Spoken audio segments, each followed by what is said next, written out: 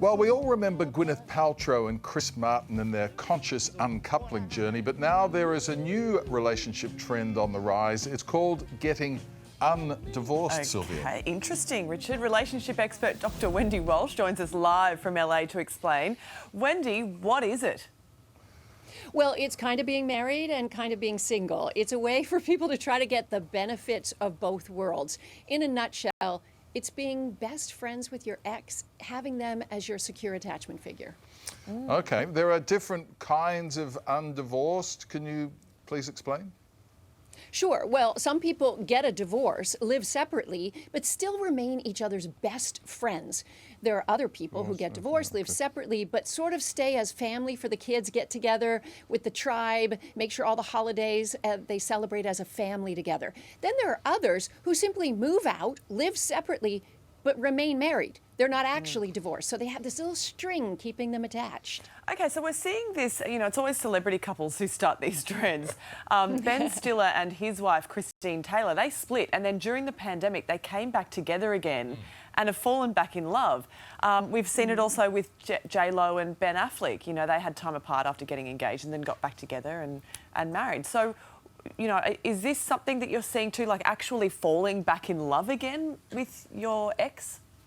Well, I don't call that undivorced. I call that going retrosexual. Oh, tell us more.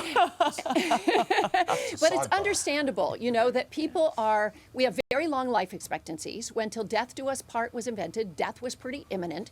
People have used their spouse to replace an entire village, their emotional support, their intellectual stimulation, their domestic care, exchange of all kinds of care, and they don't want to let that go.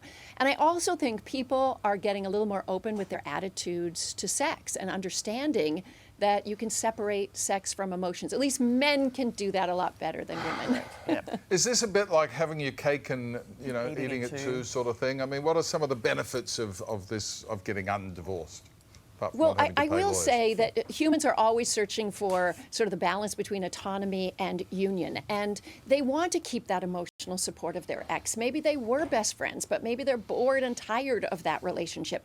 For others, it's financial support. Divorce is very, very expensive, and so keeping it all in one house is better. And the other are the benefits of the tribe, being able to stay connected with the entire family of your person. Okay, would you issue any warnings, though, to couples who might be thinking about this approach?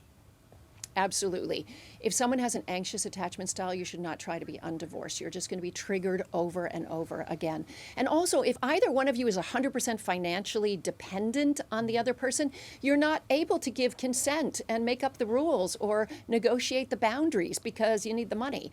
And finally, you know, if you had a really acrimonious divorce and it was a War of the Roses, you don't want to try the halfway 1 foot in deal. It's not going to work for you. Okay, so someone sitting at home watching this today going, oh, what's the one piece of advice you'd give if they're thinking maybe I'm in this kind of potential category? You know, I think there are many ways to have connections across the lifespan.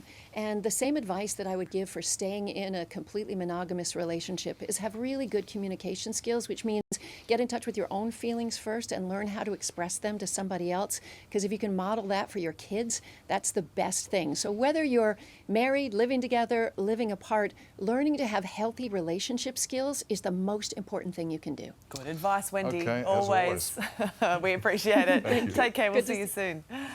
Hey there, Today fans. Sarah and... What's my name again? Oh my God. Carl. Hey, thanks for watching our YouTube channel, though. Subscribe now for more news, special reports, and amazing Aussie stories. And Carl misbehaving, Whoa, of course. that never happens. Always happens. What's she talking about?